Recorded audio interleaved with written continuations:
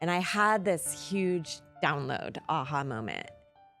And I remember, I'll never forget saying it out loud. As in Montclair, California, in the Oakland Hills, I said, oh my gosh, maybe I'm not failing fitness. Maybe fitness is failing me. Maybe we're doing this wrong. And I cannot be alone. I think I'm, positioned to start something.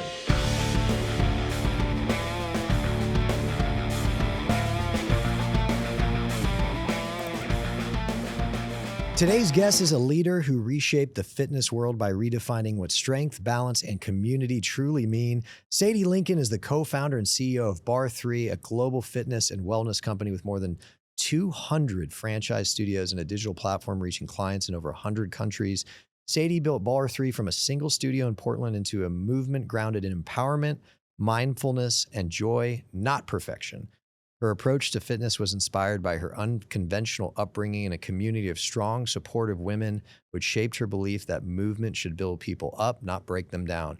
She's been featured on Forbes 50 over 50 Inc.'s female founders list and has spoken across the country about mindful leadership, body wisdom, and building businesses with purpose. Before we dive in, don't forget to like, share, and subscribe to the Matthews Mentality Podcast. Sadie, welcome to Nashville. Welcome to the podcast. Thank you. Pleased to be here. You had a good night last night with your husband, Chris, in here. I did. You guys, you took in a little bit of a Nashville? We did. We went to is it the listening room? Yeah. Yeah. Saw some live music. A little songwriters night? Songwriters. Yeah, it was amazing. And how long are you in town for? We are here till Friday. Yeah, we have some studios, so we'll pop by. You got some studios? Studios here locally. How many studios do you know off the top of your hand in Nashville? I think we have four in the surrounding areas. Yeah. I was talking to Allison, who I work with, and she said it's impossible to get like a reservation. The demand, I said, you got to open more studios. I know. Well, that's what we do. Yeah. So, we have amazing owners here. We're 100% owned and operated by women, and the women here in Nashville are pretty amazing. And I was about to ask you for a location, but I guess it's not going to happen. Well, we will open with men. I will say we're not opposed to that. We really are focused on designing our workouts around women and the business around women. Yeah, I got Allison's convinced me I'm going to take my first bar class. Got to work on my hip strength, my hip flexors. And mobility. Mobility and stability. You'll get both at Barre3. I definitely need help there. One of your owners is married to a buddy of mine, Will Compton, right? Charo. Yeah, that's she's cool. incredible. That's good. She's also been featured in our online workouts, and she worked for a while supporting our other franchises. I think she might still do a little bit of that for us as well. Yeah, she's a powerhouse. She's amazing. Let's tell the audience about Barre3. Like, tell us about the company. You have over 200 locations. Founded out of Portland. Like, give us a little bit of backstory, but also tell us what you guys do. Sure. Well, we have exercise studios, 207 of them now. They're all, like I mentioned, all owned and operated by women. From the very beginning, we opened in August of 2008. I wanted to design a workout for women's physiology, but also lifestyle. And we use a ballet bar, similar to traditional bar workouts. We have an isometric hold and a small range of motion that quickly taxes the muscles in the body for strength conditioning. But we also have cardio bursts and a real attention to mindfulness. So every single move you do at Barre3 is about paying attention on purpose to your body in the present moment. And when you do that, it offers transformative results that we're really proud of, and really the reason why we are where we are today. And what's the typical class length? Is it like 50 minutes? We have a 45-minute and a 60-minute in our studios. And then our online subscription business, we offer workouts from 10 minutes up to 60 minutes. And I was going to ask, like, what's the best way to find where a location is, sign up? Is it through the website? Yeah, our website. Yeah. And so you said something earlier. I just kind of, as I say, I'm just going to dive in. You opened your first studio in August of 2008? Yes. Yeah. Great time. The height of the global financial crisis. So I'll repeat. So real quick, I'll just dive in. I heard you mention you opened your first studio in August of 2008. Like, interesting timing. Yeah, Great exactly. financial crisis. Height of the global financial crisis when everybody said, don't do it. Don't do it. We were bullish. We knew it was going to be successful and it was needed in that very moment. And we really were successful. right out of the gates. That's what I was going to ask. So yes, the world, and certainly in the US and certainly in commercial real estate, is very painful. A lot of people economically, financially suffering, but your business, you found that sweet spot. It just took off. Yeah, we were there. We had a high level of confidence that what we were about to provide to our community in Portland, Oregon was needed more than ever. I think in times when it's uncertain in the world, like today, that is when people want to do something that they can control and feel empowered around. And that's what our workout is all about: certainty and finding honesty and empowerment in your body. And so, the fact that there was a shakeup in that moment, I think added to our success versus took away from it. The fact that we were really focused on community and fighting lonely. We've been saying this since 2008, that exercise is less important than relationships. Relationships matter more when it comes to our fitness and our longevity. That's been proven by science now. Here we are 17 years later. But I think that was really compelling in that moment, a time when people wanted to come together and connect and feel a part of something. Feeling a part of something, purpose, mindfulness. I'm sure this leads into the answer to my next question is, how would you differentiate Barre3 versus like, hey, there's a bar, it's a workout class, I could do that anywhere. What makes Barre3 unique versus another bar class? Our mindful approach to fitness and how it's truly transformative. We work out based on being fit on the inside versus being attached to an ideal on the outside.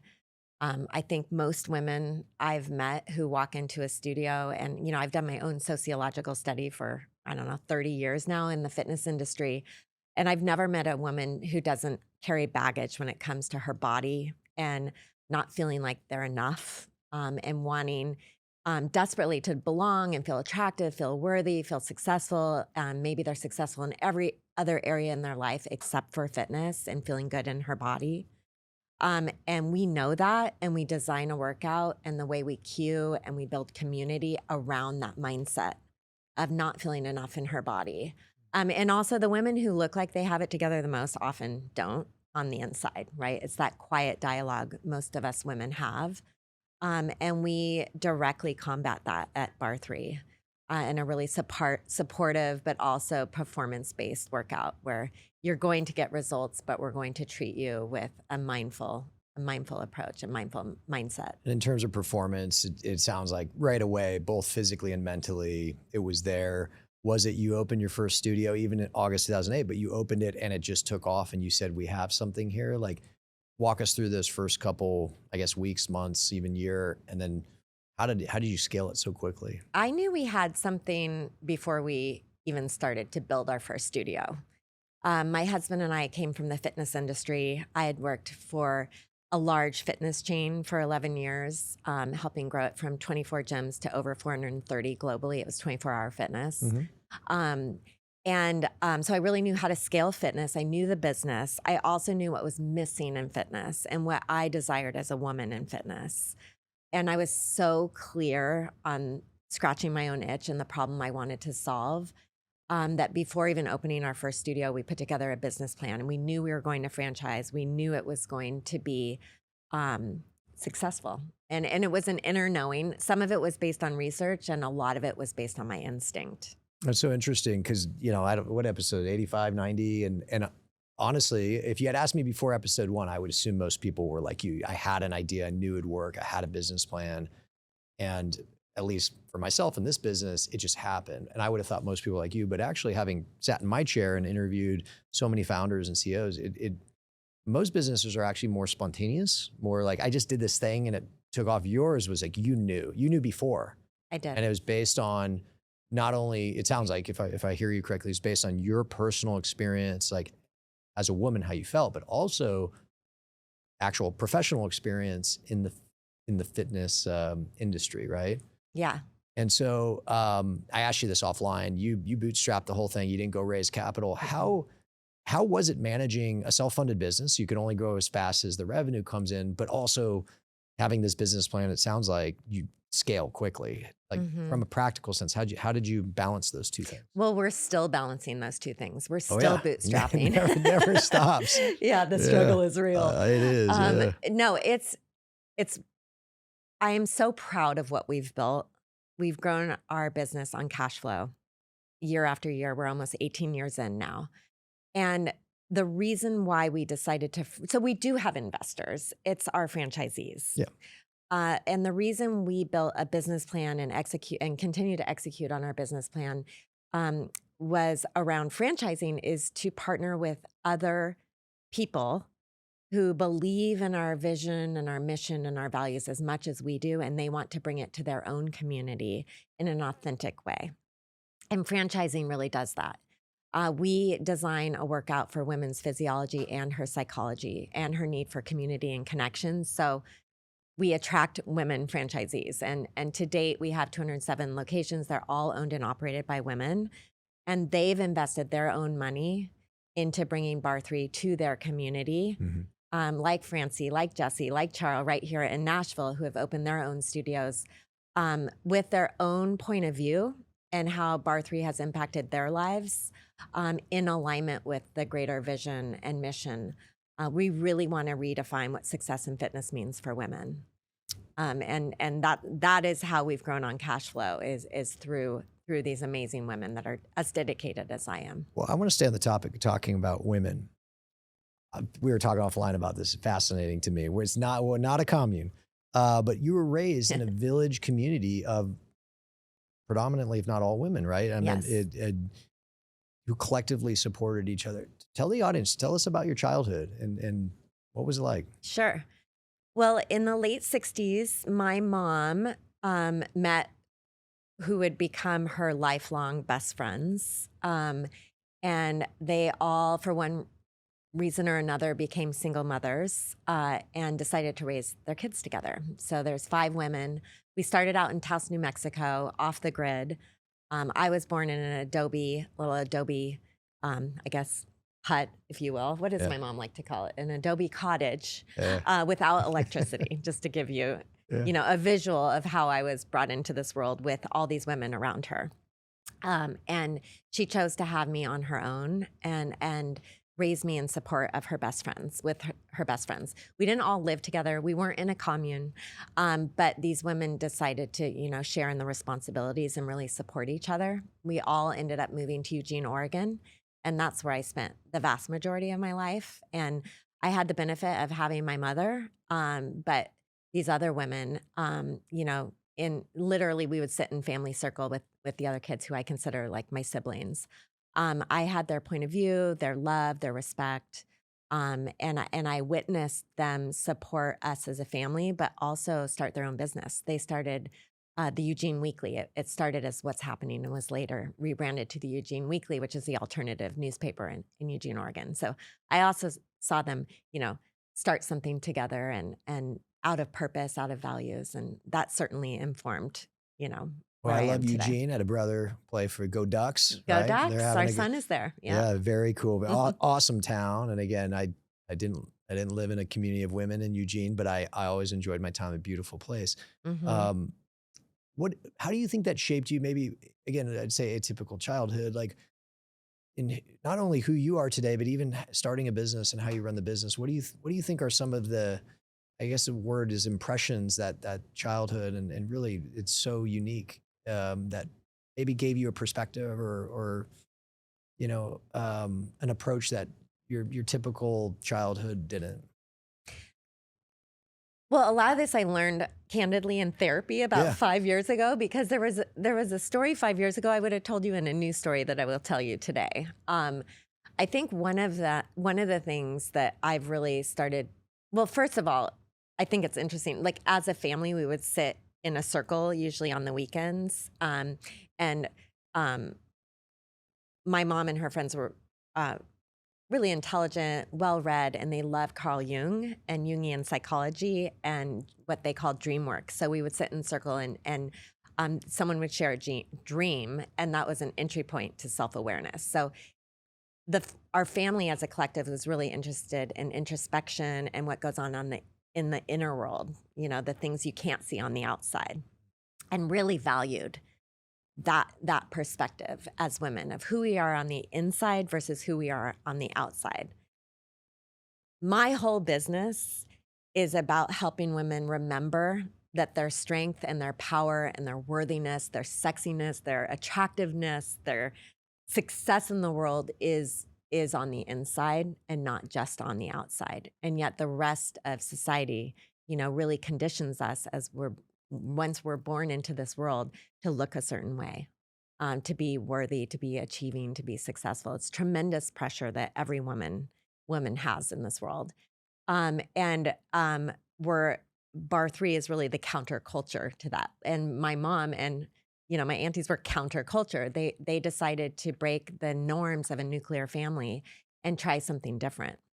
So you can see there are a lot of parallels to what I've built and sort of how I was raised. We literally are in a circle at Barre3. There's a ballet bar that wraps around the perimeter of the room, and we're shoulder to shoulder with each other at the bar, being empowered in our bodies.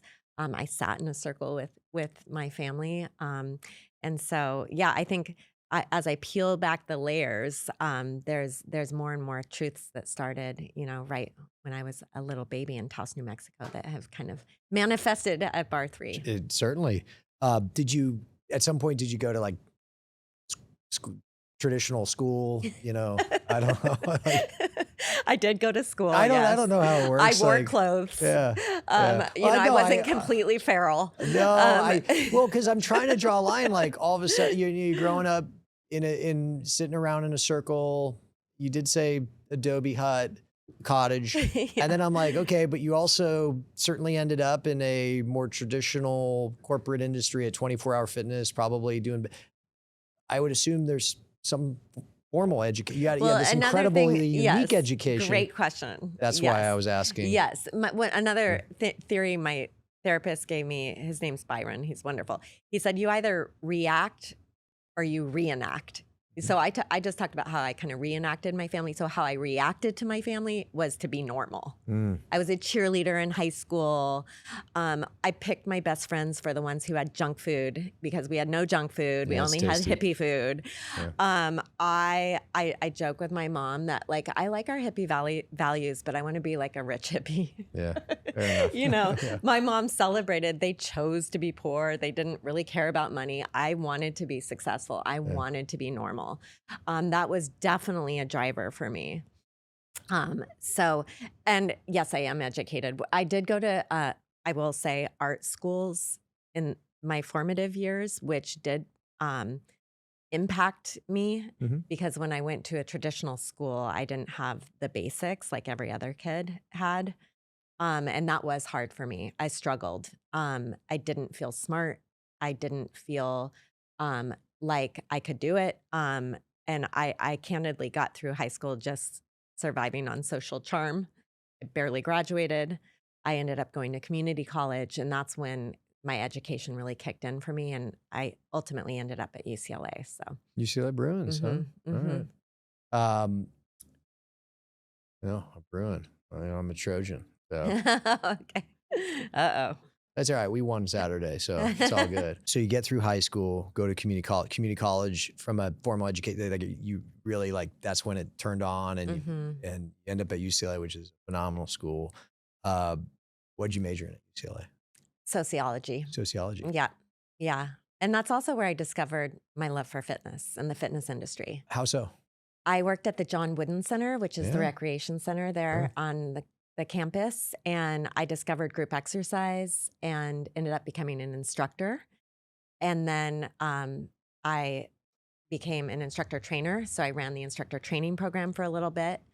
And the rec center director, his name is Mick DeLuca, he put my name in the hat for a graduate assistantship at the College of William and Mary. I ended up getting a full ride to go there and elevate their group exercise program. And that's how you got into the fitness industry? That's how it all started. I thought I was going to run fitness centers on college campuses. When did you, so we don't have to dive too, give us a little kind of career arc. How'd you go from that to 24-hour? And then I want to maybe double click into when you started having those first ideas of I think there's something missing in fitness, specifically towards women, and I Mhm. think I want to start my own business. Well, when I was 19 and starting to teach group exercise, and I was really driven by fitness. I loved it. I loved the feeling of working out together in a group to amazing music.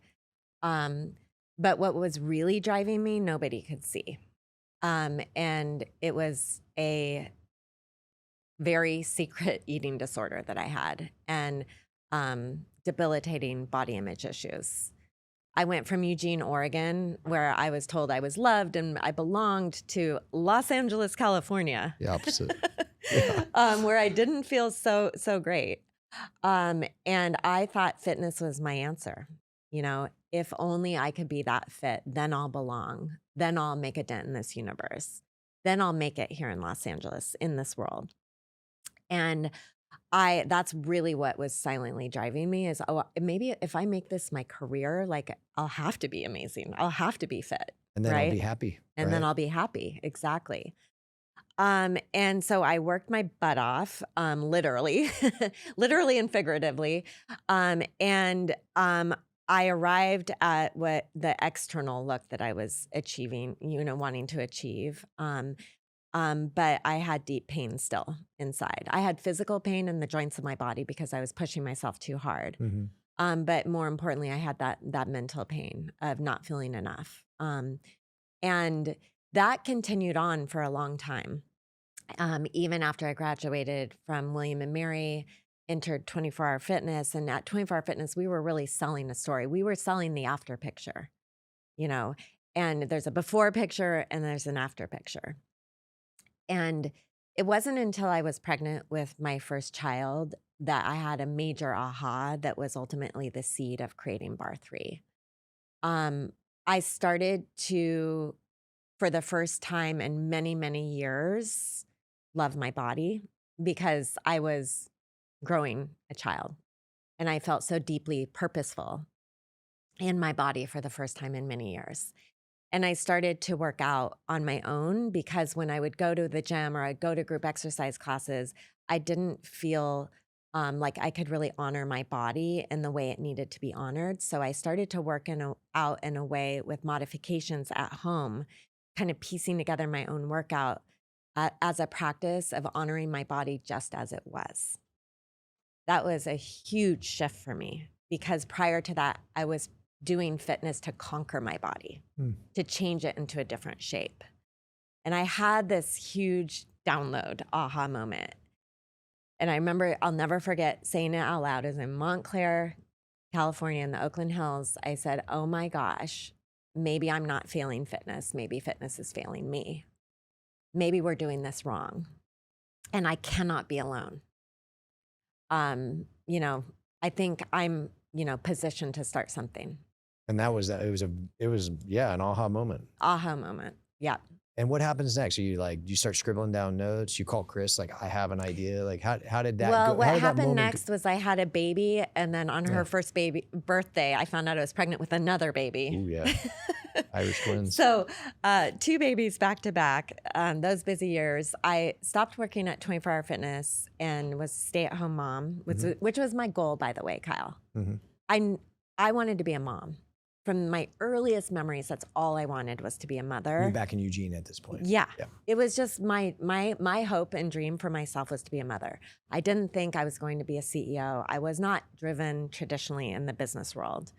And so I decided to just, to live fully into that vision for myself and that dream for myself. And what shook me and rocked my world was about 2.5 years in, I wasn't happy just at home. Like, I really did want to bring something out into the world, but I didn't want to compromise my values as a mother. And my husband, parallel path, my husband was not happy in his career. We both felt values vacant. We were lonely. And he actually came to me one day with an idea to sell our house in the Bay Area and put all that money into taking a year off. And his idea was to move to Bend, Oregon, and just be present with our kids for a year and live a values-based life. which again, going back to my story, my mom did that. She dropped out, decided to be poor on purpose based on her just values. when you thought you got out, he sucked you right back Exactly, but in. he Yeah. didn't. Uh, There's a twist. okay. I was like, well, if we're going to take all that money to spend a year and not worry about money anyways, why not put it towards a really risky venture and start our own thing? Mhm. Let's build a brand and a career around our values, including being present with our children. And so I was going to ask where does the name Barre3 come from? But I think that leads into a question where you can wrap that in is, and you settled on a bar business. Why? The 3 in Barre3 for me and Chris has always been a symbol of balance. You can think of it like a 3-legged stool, um, mind, body, spirit. And it really is our North Star to remind us that we're building a business concept that allows women to be balanced in their bodies, but also balanced in their lives. And that includes our lives as well. The Ballet Bar was an amazing anchor point for us to help women modify workouts, to be honest in their bodies and to work out. Whenever you modify, you are practicing standing up for yourself. And literally, if you're in plank pose, for example, and you have shoulder pain, you're not serving your body, you're working through negative pain, which will derail your fitness and turn into an injury. But when you stand up and do plank at the bar, you get out of that negative pain and move the struggle to where you want to grow, your core. So the Ballet Bar is an amazing prop for us for modifications. And that was a big part of what, my aha when I was working out as a newly pregnant, soon to be mom. You said earlier, and again, forgive me if I paraphrase you. I wanted to be a mom. You had 2 kids, 2.5 years in. You're like, I'm not happy. I'm not as happy as maybe I thought I would be. Um, you had this idea to start a business, but you also didn't want to sacrifice or compromise what you wanted to be as a mother. How did you balance those things? I think some people, myself included, sometimes work and your responsibilities as a parent, they can feel a little mutually exclusive, right? Mm-hmm. How did you, in your words, like still be the mom you wanted to be, but also pursue this professional and business venture that you felt very passionately about? Well, I learned really quickly that I can't run a business with a baby on my hip. Like that just doesn't work as lovely as that vision seemed to me. I needed to have clear separation so I could be successful as a mother and focused as a mother. Um, and when I was at work, be successful, focused on my clients. I think there is no greater sign of love than showing someone that you're completely focused on them. And I learned that really quickly. Um, One of the things we did in our very first studio in Portland was we put, it was a dog gate we got, I think at like Costco. We put it up in the lobby area and put some like floor tiles down and put our babies in it to like contain them. That was the beginning of Play Lounge. We have Play Lounge in almost all of our studios. So young parents can drop their usually babies off, like babies to 3 years old, while they get a workout Do the in. kids cooperate? They do. It's actually it's 45 to 60 minutes. It's Yeah. quick. It's an amazing moment for moms to connect. I think a lot of new moms struggle with, identity crisis, hormone imbalances. Baby blues is real. And being connected is just as important as the actual exercise we do in the studio room. So being able to bring their babies and connect that way became a huge part of our concept. I mean, you use the word connection. Like, it sounds to me that certainly starting Barre3, it wasn't just about the workout. It was something much more. Like, what was a moment when you realized people weren't just coming for a workout; they were coming for healing or connection? I think, I just always knew it. It's not something you can see on the outside. It's something I just knew. I just knew in my bones that we all ultimately want to feel like we belong somewhere and that we're seen and that we're heard and that we're valued. And women require safe, inspiring places to work out where they can be really powerful in their bodies and trust that the people that are supporting them and offering a killer workout also really care about their mindset and how they feel. You said I knew it's a feeling, the intuition, right? Um, what is a decision you made for the business that was just based on intuition? There was no data, there was no plan. Like you just said, this is something, my intuition, my feeling. I know this is going to work. That you put into place at Barre3 that performed really well. There was no data in 2008 that a mindful approach to fitness transforms your body. And there's now tons of data around that. There's tons of data around mindfulness and the brain. And there was no data in 2008 that working out in a group, there was neuroscience behind working out in a group setting. And that's been proven. There's a great book called The Joy of Movement by Kelly McGonigal. The neuroscience behind working out in a group actually builds a sense of trust and community. That's a proven thing now. There was no science in 2008 that loneliness is an epidemic when it comes to our longevity and our health and our well-being, and now that is proven. And we like I said, we've always said that relationships matter more than exercise. So a lot of my intuition has been proven over the last 17, 18 years. And that's really been affirming. Yeah, 17, 18 years. I mean, from the outside, everything looks like it's doing great. Business is doing awesome. You have 200 plus locations.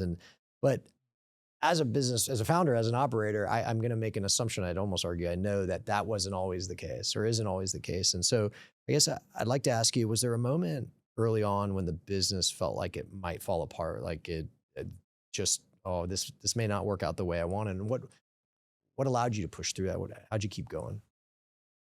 Honestly, not early on. We had many years of year-over-year growth, flow state. We felt unstoppable. When we truly felt Yeah. like we were at risk of falling apart, was 2020, What COVID. March COVID, 2020. what happened? Yeah. Yeah. What happened? That little thing. Yeah, that little blip. Especially your industry. I mean, every industry, yeah. but like you got people, shoulder to shoulder, sweating around each other. Yeah. Yeah, our business model depended on being in a sealed room, breathing heavily on each other. I mean, it was like not good for that era. And you're by then you're probably everywhere, but I can only imagine Portland, Oregon. How did you manage that? It was looking back on it, I am in awe of the collective strength of my organization.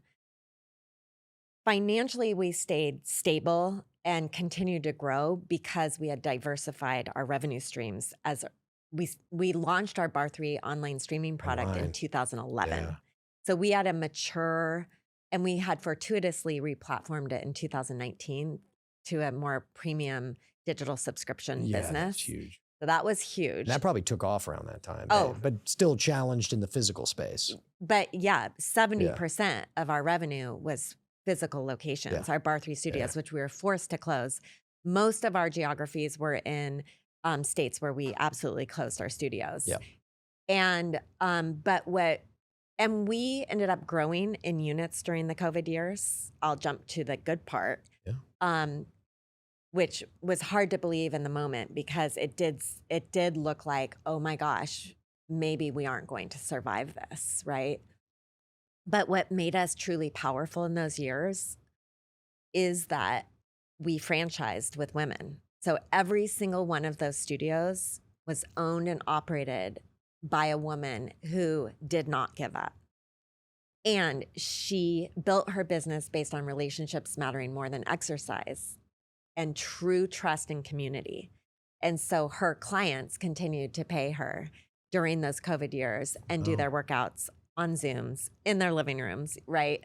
And stay connected to the product. So, I really do credit our incredible franchisees, all those women, and the relationships and the authentic connection they made with our clients to surviving those years. But it was hard. I mean, we were financial reforecasting every week. It was a real roller coaster ride that, took us down to our knees for sure. What was the low point in that time and place?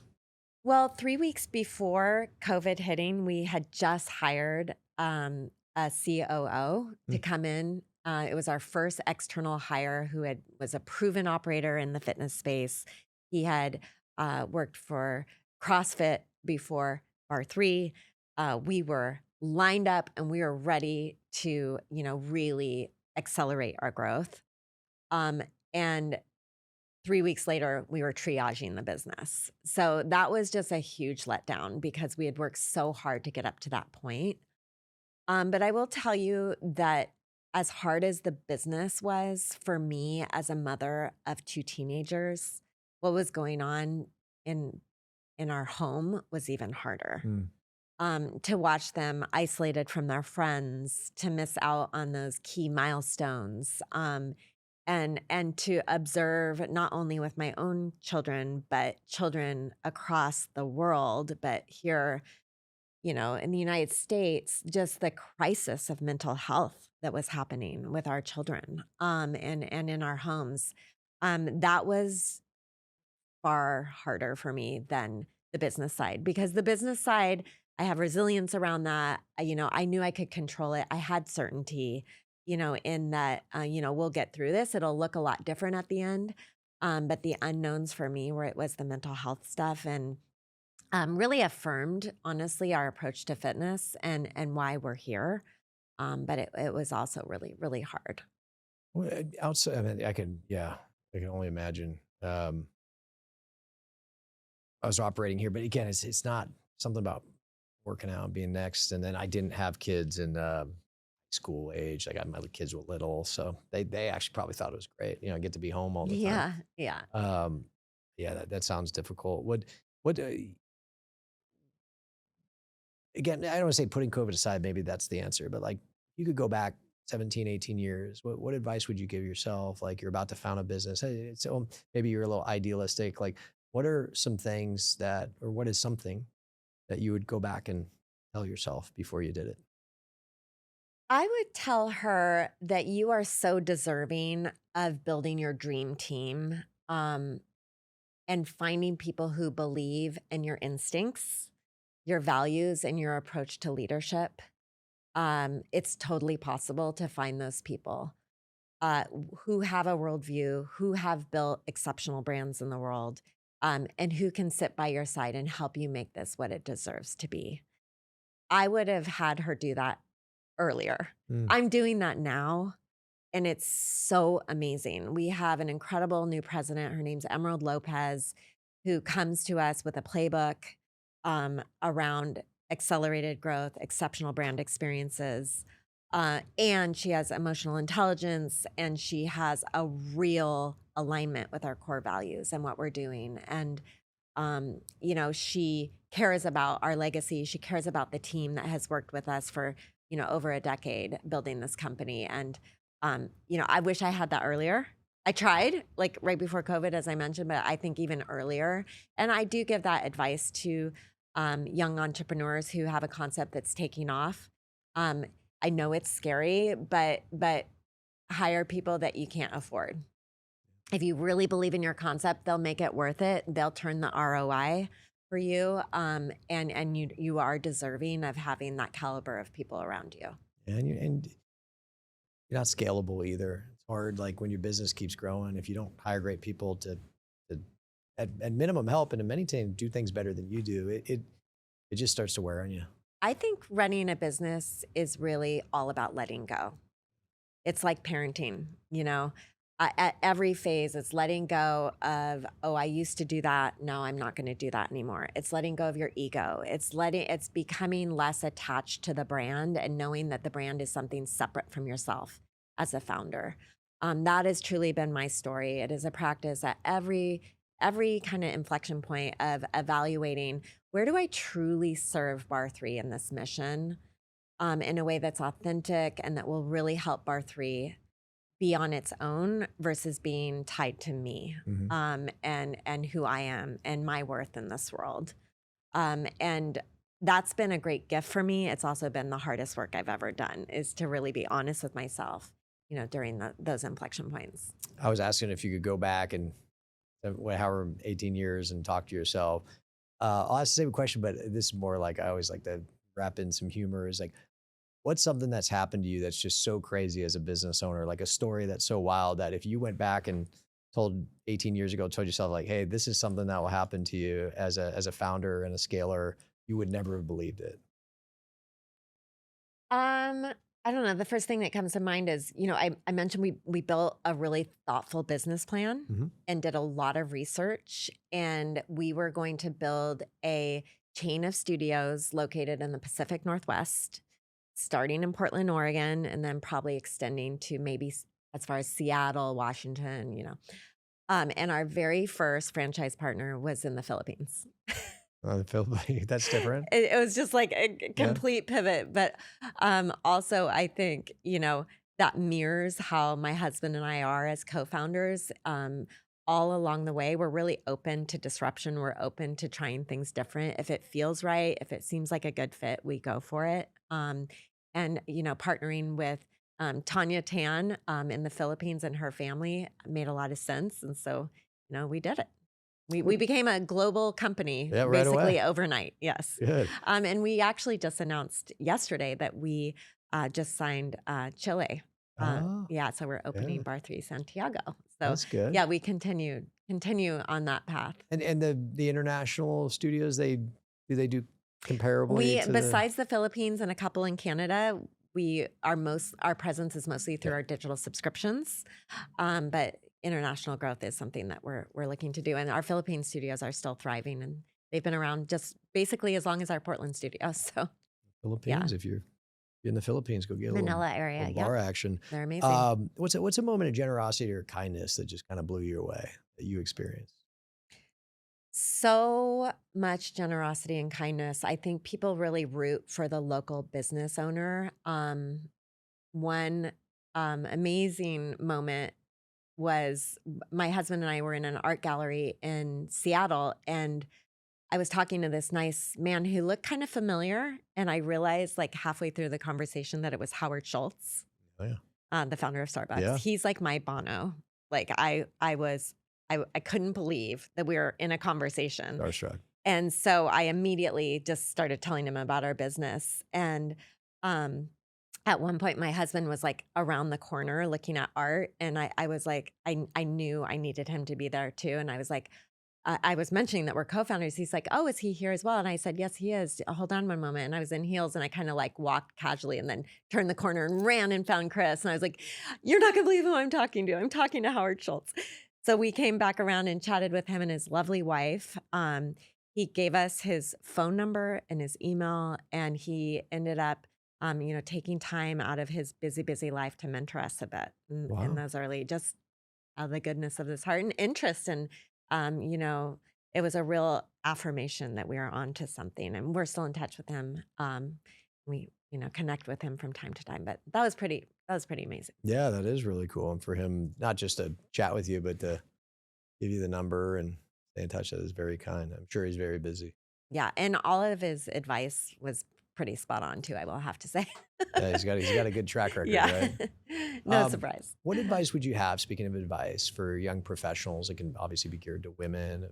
And I frame it in like a start doing, stop doing, keep doing. Like what's something young female professionals or aspiring founders or new founders they should start doing, they should stop doing, they should keep doing? I would say stop comparing yourself. Um, if you have an idea based on a problem you wanna solve, and even better if you're scratching your own itch, like it's something that isn't out in the world in the way that you think it could be, um, there's not gonna be data around it. There's not gonna be other people doing it. So it's senseless to compare yourself. And and that's the whole idea of inventing something and being an innovator. And breaking out and creating something that's disruptive that people really, really need. So, along with that is trust yourself, trust your inner knowing. Yes, keep doing the research, write a business plan, be smart about it. You should care about your financial wealth and security, but keep that in balance with your intuition, your inner knowing, and your own problem you want to solve. Is there I want to say a resource, a book, a seminar? Like we were talking earlier about how beneficial podcasts are for this younger generation coming up, whether it's personal growth, professional growth, wanting to be a founder. There's so much information out. But is there So much. is there a podcast? Is there a person? Is there some sort of thing they could go do, listen to, read that would help them? That's helped you?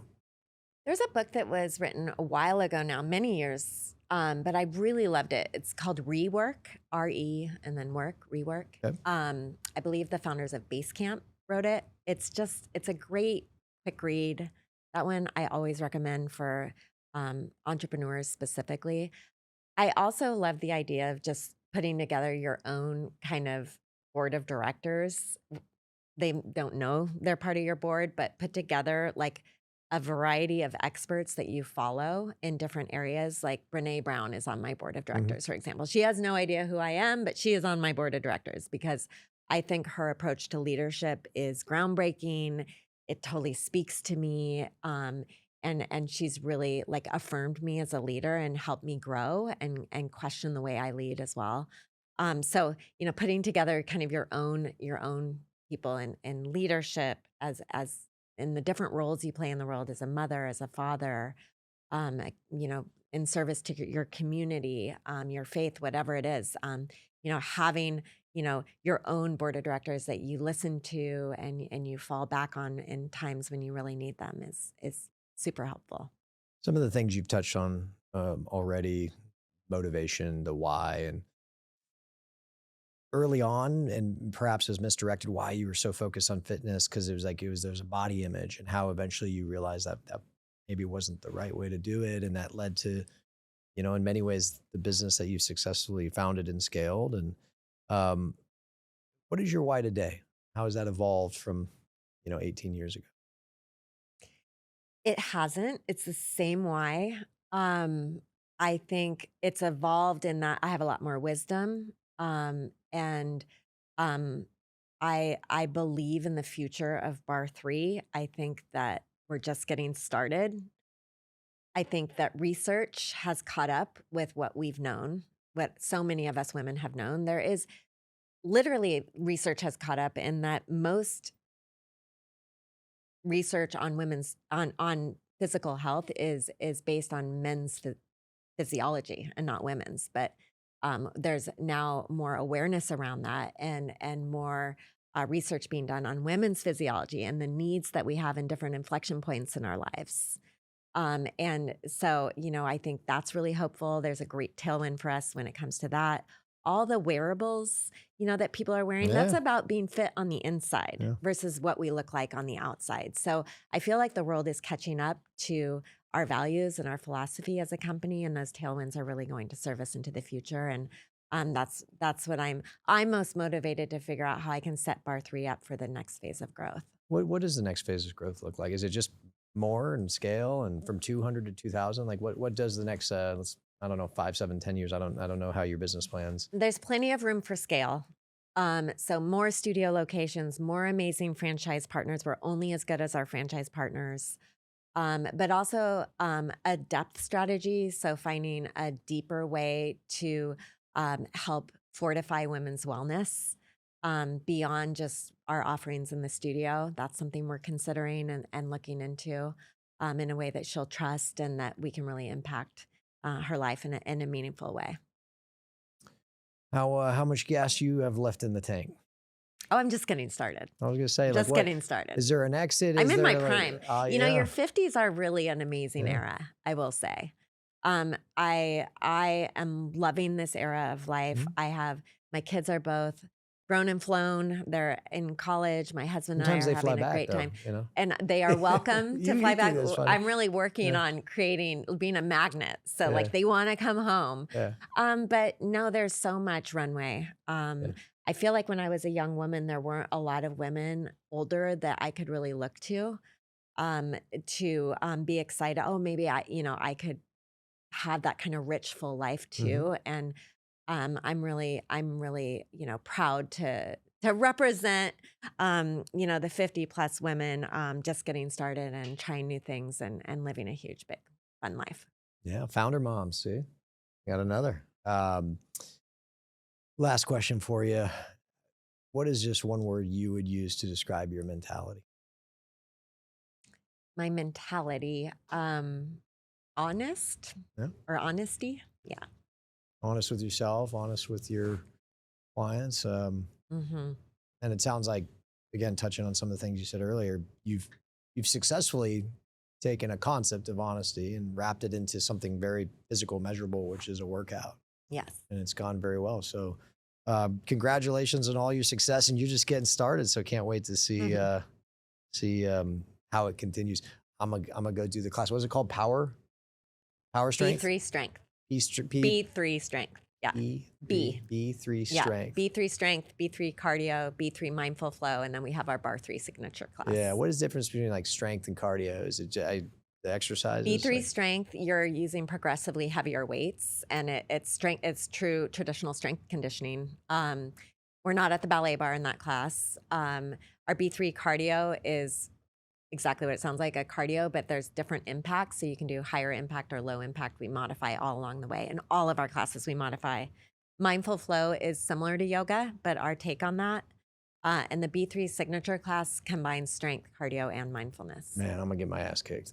Like, cause all those muscles that you guys probably isolate, I don't have any of those. You are definitely going to get your ass kicked. That's good. I can guarantee that. Half my size. Yeah. She did the ballet and dancing. Her hip flexors, like, she can lift like 100, 200 pounds. I can barely lift my knee to put my socks on at this point. So I'm gonna hit up this class. We can work on that. We can work on that. No, I'm gonna do it. I gotcha. I'm gonna do it. Yeah. We had Ann Malum, Solid Core. She came on. Oh, we know Ann. Dude, she's a stud. Yeah.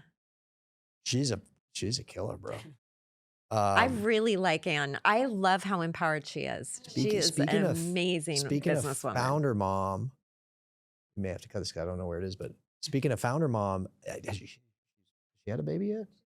She's about to have a baby. Yeah. And I know, so I'm excited for her. That'll be cool. Yeah, we met her in New York last year, had dinner with her, and just really appreciate her. I do. She's great. Yeah, she's inspiring. But anyway, so I got a subscription, and I've done like, I don't know, 7, 8 Solid Core classes. First of all, I was the only dude in there. I got murdered. Yeah. Like, I was just shaking. Yeah. So I'm gonna do this. I'm excited. Yeah. This is awesome, Sadie. Thank you. For everyone listening, be sure to follow Sadie Lincoln on Instagram and LinkedIn at Sadie Lincoln, and check out Barre3 at barre3.com. And if you found value in this episode, don't forget to follow me on X, Instagram, TikTok, and LinkedIn. Just search Kyle Matthews CEO.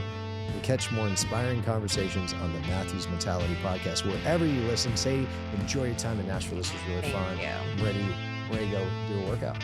I'm gonna go get it. Thanks for having me. It's been fun. Appreciate you.